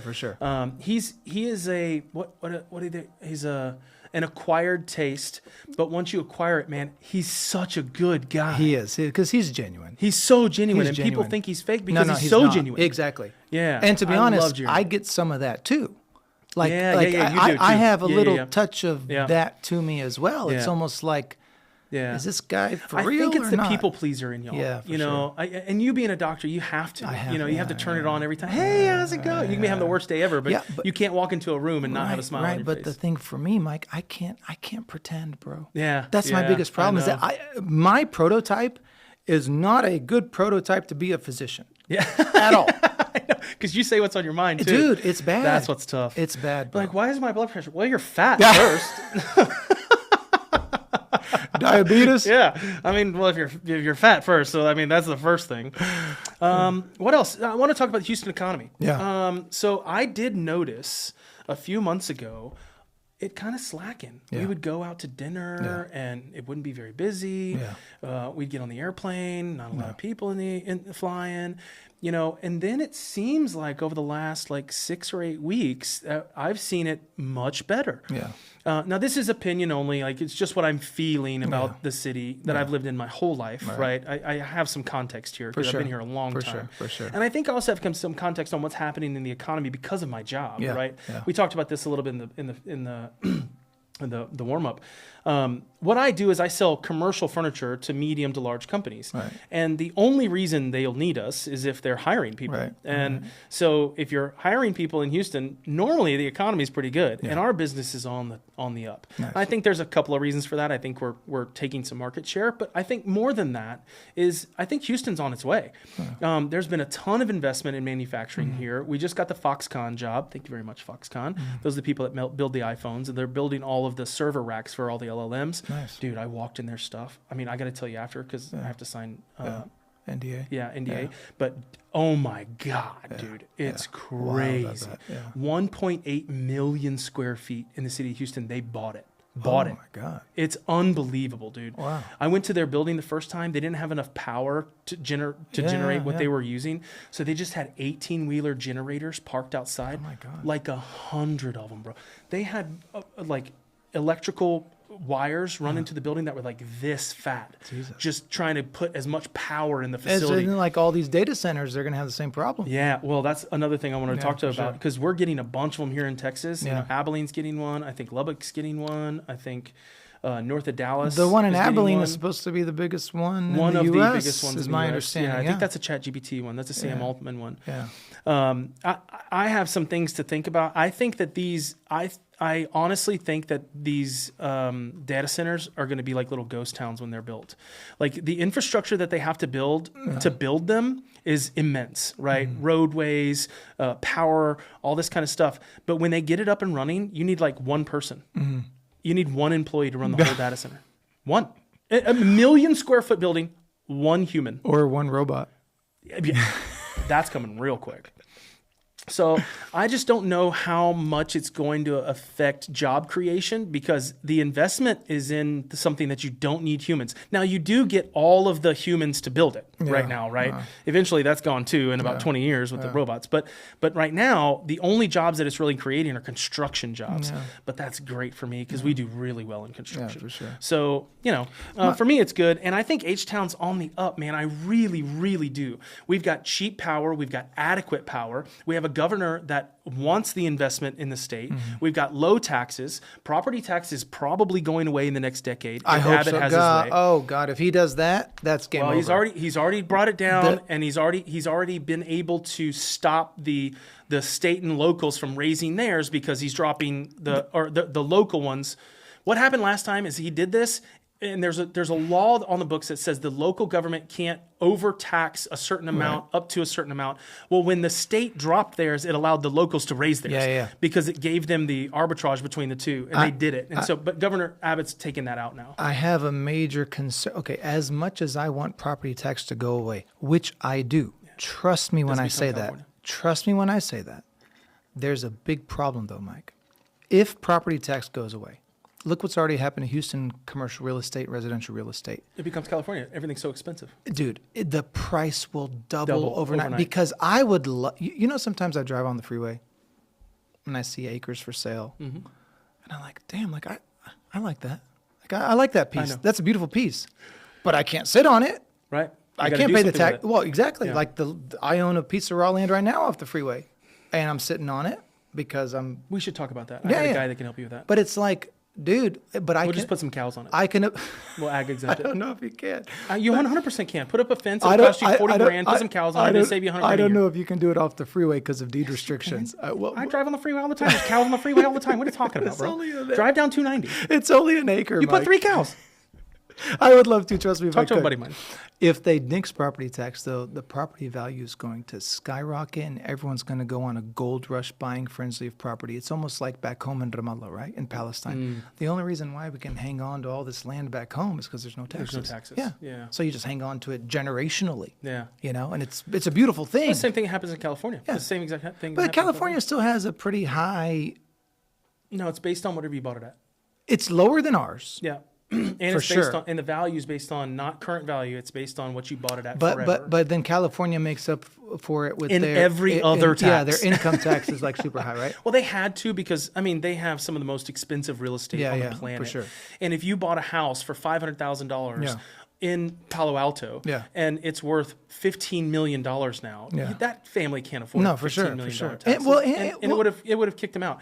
But I think that more importantly is I think property taxes should be way less than what they are if they're there at all. For sure. And I also think that if you live in the house, it should be zero. For sure. Like if it is your residence, like a homestead, homesteads should be zero. Yeah, for sure. They should not charge. Now, if you have multiple homes or if you own a company that owns some land, sure. I think that there should be some property tax there, because I think it does benefit, like you said, valuations and things like that, and keeps it, in check to a certain degree. I'm not for taxes. But in that scenario, I think I might be. You need taxes. I mean, you do need them. You don't. No, you don't. Safety nets. No, you don't. You know why? You know why you don't need taxes? Why? Because we're $37 trillion in debt.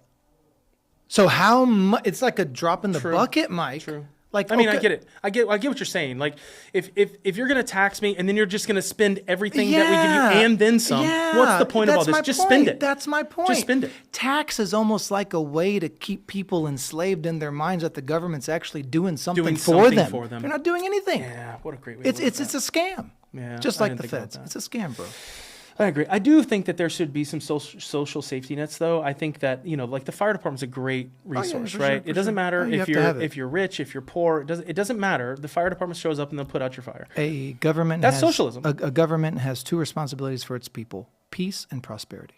That's it. And part of peace is fire and police and all that stuff. That's it. I agree, but I think H-Town's doing great. I'm seeing tons and tons of movement on companies moving here, companies opening up offices here that are not based out of here.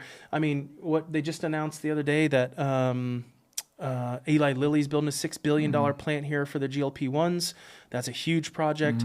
Goldman Sachs is building a new headquarters in Dallas. That's great because Universal Studios is coming to Dallas too. Are they really? Yeah, Universal Studios is coming to near Fort Worth. Really? Yeah. Well, that's the last thing I heard. Yeah, for sure. That's going to be great. And I just think places like Texas, I think Florida too, not to the extent as Texas, they just don't have the mass. They don't have the land. And real estate's already very expensive. For sure. I think Texas is primed for a lot of this GDP growth. I really do. You know what else Texas is primed for? Secession. Yeah. Things that have to get a lot worse. It would have to be like New York City everywhere else. Okay, but Mike. Or Chicago everywhere else. But Mike, here's my point. Okay, if Oregon decided and the state of Washington decides they're not going to uphold federal law, which they never did. Right. 20 years they've been not upholding federal drug law. They never upheld federal immigration law. Yeah.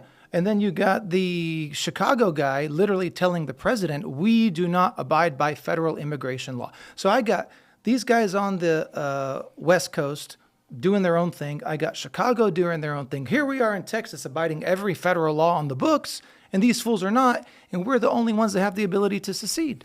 Yeah, I think what should happen first, though, is we should give these places, the citizens of these places, a chance to vote these people out. And here's why I say this. I think for the first time in a very, very long time, the curtain is being pulled back. Yeah. And I think that people, especially because they now have somewhere to look, which is Washington, D.C. Yeah. And what Trump was able to do with the safety and security of Washington, D.C. citizens is something for the record books. Yeah. And I think that people in L.A., I think people in Houston, I think people in Chicago, I think people in New Orleans, I think some of these major cities that have major, major crime problems, like Houston. Oh, yeah. The town that I love. Oh, the murder capital of the world during COVID? Yeah. No, during COVID it was. Yes, it was. It was. I think that if they're able to do what they did in D.C. and that Abbott will allow these people to come in for 30 days, clean it up, and move out, I think what you're going to see is these people vote these people out finally. Yeah. I think that the Hakeem Jeffries of the world and the mayor of Chicago, what's his name? It was the governor, I think that was him and Trump. Pritzker was the one, but the mayor of Chicago, the black guy, I forget his name. Just terrible. Yeah. And I think eventually that the legacy media is not going to be able to get these people in office anymore. And I think that the citizens are going to do the job. I think we should let that happen first. Let's let 2 years go by. Let's get some people elected. Let's really see if there's a change. But if there's not, I don't think the state of Texas is ever going to secede, and there's so many reasons behind that. We won't be able to export our oil to the United States. We won't be able to, Why? Why? We're our own country. We make deals with them. I understand, but you're going to make a deal with the U.S. that you just seceded from? Yes. What would Trump do if California seceded? Do we not trade with China all the time, who are our enemies, I understand, supposedly? I understand, but we trade with Russia, we trade with China. I understand, but I think it would be precedent. I honestly think that the only reason that the state of Texas would do it is if there's a Democrat in office, and if they do it while a Democrat's in office, that Democrat will absolutely embargo Texas and not trade with us. I really do think that. Yeah. And I think that's the only way that you get Texas to secede. So I don't think it's ever going to happen. Hopefully we keep conservatives. I don't think we should do it as well. I think that the reason Texas is benefiting so much right now is because it is a part of the United States, and it is a safe haven for people that think like us. Yeah, for sure. And I think that if we stick with it, we'll just get the best people. But we need to keep Texas, Texas. We need to keep Texas, Texas. Yeah. But that's H-Town. Love you, View. Love you, Voo. Go out to Moon Bar and try what they got going on. I think their actual opening is this Friday, which is what date? Sorry. Which is the 31st, October 31st. Halloween. You have to go there for Halloween. I won't be there. I'll be at a house party. I don't want to say whose, but it's going to be epic. Nice. All right. So now we've got about 10 minutes or so. Okay. Let's jump into JFK. I would love to talk about JFK, Mike. I love JFK. I love everything about it. I don't need my notes either. I just need the back of my hand. That's it. That's all I need. This year, I'm going to go to the mic so you can hear me. So this is one thing that Trump ran on was JFK, Epstein files being released, all this kind of stuff. Yeah. We talked about it so much. We were so excited because we thought, this is finally the guy. Yeah. This is finally the guy that's going to get us the Epstein file. And it didn't happen, bro. And it's one of many things that have let me down about President Trump. Now, here's what I can say. If I had to give Trump a score right now, he's a 90. He's an A in my book, a low A, but he's a 90. And one of the main things is this. I do not agree that they should be keeping this secretive and keeping this classified. They should release everything, especially JFK. Especially JFK. I have another thing to think about the Epstein files. I think that there's so many people in this. He did release some. I think the Epstein files is so damning. Oh, yeah. I don't think they can. I think they realize. I think even Trump realized he does. that this ruins the United States. He does. It does way, way, way more harm than good. 100%. And then not only that, I think he also sees it as a bargaining chip.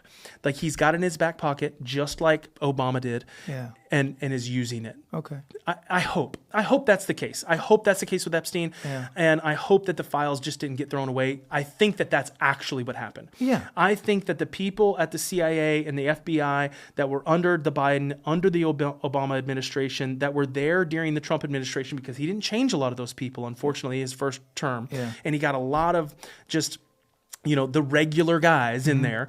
I think they destroyed it. I think they knew what was happening, and I think they knew that Trump was president, and I think they knew in the first term, and I think they destroyed it. I think they got rid of it. I don't think anything there is there. No, well, but I'm not very happy that he hasn't. This has been 50 freaking years, man. Release JFK. If the CIA did it, they did it. Yeah. If the mob did it, they did it. Yeah. It is what it is. Release it. Yeah. I don't understand why. Well, part of the release, which I will tell you that just came out recently, was when Trump got in office, he released some of the JFK files, was some very interesting letters between JFK and a man named Ben Gurion. Ben Gurion was the first prime minister of Israel.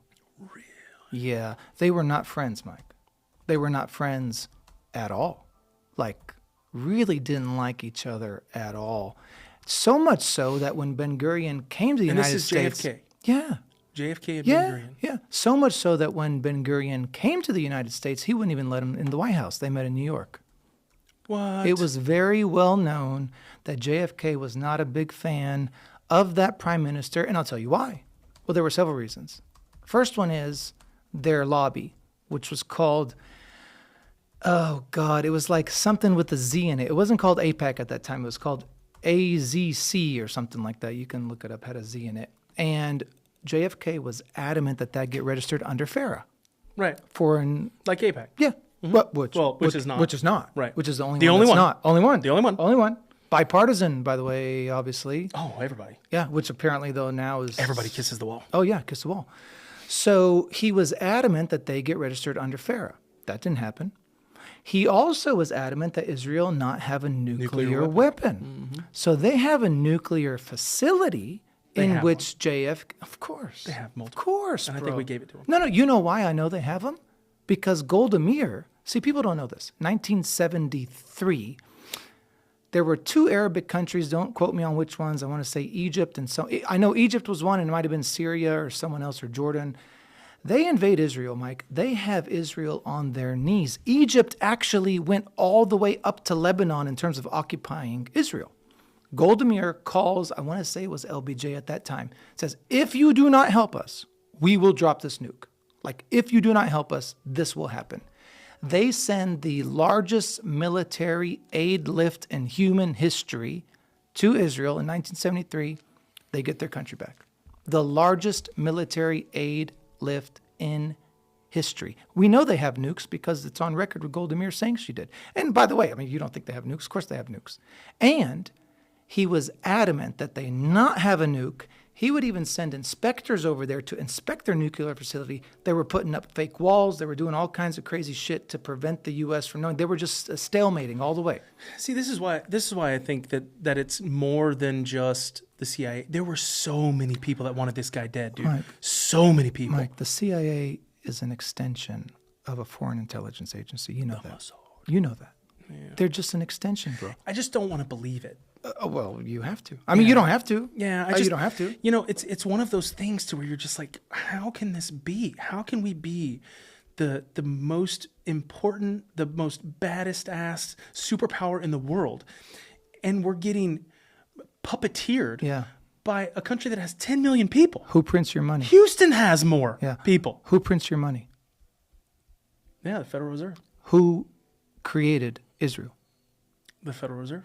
Well, the people that own the Federal Reserve. Right. That's my point, is that you have to make that connection to understand the degree of control. You have to. Why do they want it?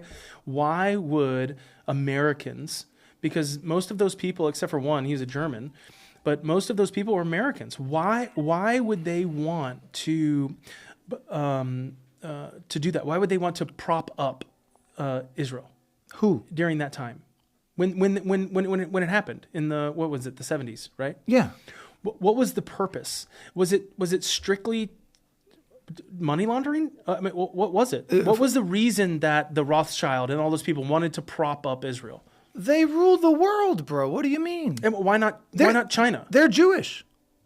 You didn't know that? Oh, okay. I get you now. Oh, you didn't know that. Oh, you didn't know that. Well, I just didn't put two and two together. Yeah, the Rothschilds are Jewish. Oh, okay. Well, some people believe they're aliens. And ironically, here, okay, we can get into this just a little bit. It's conspiracy corner, baby. We can do whatever we want. Okay, we can get into this a little bit. Okay. Ancient Hebrew sounds more like Arabic than it does the current language of Hebrew. Look up how old Hebrew is right now. I think it's like 100 and something years old. It's Yiddish. It is not the same people. It's not the same culture. They're not even Semites. Semites implies that you come from that piece of the land and that world. This is Gemini. Gemini says the Hebrew language is over 3,000 years old. That's ancient Hebrew. Right. Current Hebrew, they don't understand it. They can't even read and write it, Mike. Okay, let me ask it. Is current Hebrew the same as Old World Hebrew? The vast majority of the people today who practice Judaism are converts from 700 AD from the Empire of Khazaria. They were forced to convert to a monotheistic religion because their country was so corrupted. They chose Judaism. That's how this thing works. The amount of people today who practice the Jewish faith are not ancient Hebrews. DNA testing is illegal in Israel because they're all Eastern European, Ashkenazi Jewish descent. There has never been a prime minister of Israel who was born in Israel. Benjamin Netanyahu himself was born in Poland. His real name is Milikowski. It's not even Netanyahu. Yes. Why don't I know this? Nobody knows it because you're not allowed to talk about it. I got to fact check. Mike, you're actually not allowed to talk about a lot of things, bro. I actually want everyone to fact check everything I say. Because I just want them to be like, oh my God, what is this crazy guy talking about? What is this crazy doctor talking about? How does he know all this? Well, I happen to be Palestinian. I happen to be American. I happen to be a Christian. All three of those things kind of give me a good leg to stand on in terms of proving my point. So this says that he was born in Tel Aviv, Israel on October 21st, 1949. His family spent time living in the U.S. during his childhood. But let me see. Multiple credible sources from Netanyahu's Israeli birth. You know what's funny? I said conspiracies on this, and it will not give me the conspiracy. I got to go to Grok, I think. It says Netanyahu was born in Israel? That's what it says, but that's Gemini too. So you don't know how. Bro, I don't know. I am 99% sure that dude was born in Poland. Was Netanyahu born in Poland or Israel? Yeah, even Grok says he was not born in Poland. His father was born in Warsaw, Poland in 1910, but immigrated to Palestine in 1920. Oh, it's interesting they called it Palestine in 1920. Well, that's Grok. Yeah. Well, I mean, because it wasn't called Israel until 1948. But Gemini didn't say that. Even in biblical times, it wasn't called Israel. But Gemini didn't say that. You know what Israel is? It's the name of Jacob. Oh, that's right. Son of Isaac. That's right. After he wrestled with an angel or wrestled with God, they changed his name. They changed his name. Yeah. It was never referred to as a geographical plot of land until 1948. Yeah, so Netanyahu was not born in Poland, but his dad was. Another reason JFK was Polish shot. Descent. Another reason JFK was shot, because you have to connect all these dots. But there were a lot of Polish Jews. Right? Oh, ton of Polish Jews. Ton. Yeah. Yeah. After they got sort of expelled from that Russia, Khazaria area, they all went to Eastern Europe, and Iran, Germany accepted them the most. Yeah. That's what happened. Now, another reason JFK was shot, I would say probably... Oh, yeah, back on JFK. Yeah, well, because it's all connected, Mike. I know, it's so... Everything, dude. Every assassination's connected. Every false flag is connected. Yeah. Every terrible, tragic event in human history that led to something else being created, such as the Patriot Act. I mean, it's all related. It's all historical. You know, J.P. Morgan not going on the Titanic, Larry Silverstein not showing up to the Twin Towers. It's all related. And then saying it out loud. Yeah, it's all related. JFK printed constitutional money. JFK was trying to abolish the Federal Reserve because he knew who owned it. And he knew who was corrupting all of his politicians in the Congress and the Senate. Yeah. He understood the funneling of money. JFK prints a constitutional note. If you look at your money, it says Federal Reserve note, and there's a green circle on it. With the eye of the pyramid. Yeah, that's on the back, which is the all-knowing, all-seeing eye. Don't forget, pyramid was built with alien technology. That's obvious to me. It might we not can't be build them obvious today, to so how was it? Alien technology. And then don't forget who I said could be aliens. You got to connect these things. Now, JFK prints constitutional money. Doesn't have a green circle, has a red circle. U.S. Treasury note. 6 months later, he's dead. By the same people who he did not want to have a nuclear weapon. Yeah. And wanted their lobby to register under FARA. I honestly think that the JFK thing, you had a faction of people that wanted the Vietnam War to happen. JFK didn't want it to happen. You had a faction of people that wanted the Federal Reserve. JFK didn't want it to happen. You had a faction of people that wanted segregation and all of that kind of stuff. JFK didn't want that at all. And I think, and then you had the mob ties, which I'm not 200% sure about. Basically, they're saying that one of the mob bosses was one of the big time donors to JFK and wanted prohibition and all these kind of things to come back to a certain degree, because that's where they made their money, was when alcohol was illegal, the mob just printed money. Right. The same thing with drugs being illegal and the cartels making money right now. Identical. For sure. They need these things to be illegal because that's their world. For sure. They live in the illegal world and they want to do illegal stuff. That's and if you take away that, people are still going to want it. For sure. People are still buying marijuana. People are still buying cocaine. And it's been illegal for a long time. Yeah, that's right. And so, basically the mob wanted him gone because they helped him get in and then supposedly helped him get in. And then once he got in, he was like, I'm not doing that. Well, there was... And so I think there was so many factions of people that I think what the CIA did is they just told them all, this is where you do it. And I think there was multiple shooters. I think there was multiple people trying to kill him. And I think they were all trying to do it at the same time. And I honestly feel that the CIA was orchestrating the entire thing through patsies like Oswald and things like that and doing it the whole way. I think Jack Ruby was part of it. I think that Oswald was a part of it. I don't think Oswald was an innocent bystander. The guy killed a cop on his way out. I think he had something to do with it. But I think what the CIA did was they were like, like, this person wants to kill him, this person wants to kill him, this person wants to kill him, this person wants to kill him. They can all have access to him. They all have the ability to do it. Yeah. We're going to tell them where to do it. Yeah. And then we are going to make sure. Who in the world would have the president of the United States in a convertible on a curved road surrounded by buildings with a grassy knoll in the background, having to go 20 miles an hour because of the curved road? It doesn't make any sense at all. Why would you do that? Yeah. The only reason you do that is if you wanted someone to try to shoot him. It's a setup. And I think that they had multiple people that didn't maybe even know that they were there. Like Oswald might not have known that the Gambino crime family was there too, and the Gambino crime family might have not have known that this person was there too. I really think that something like that, and I do believe RFK when he came out and he said, was it the CIA? Was it the mob? Was it all of these people? Yes. You know Jack Ruby's real name? No. Jack Rubenstein. God dang it. Was it really? Check.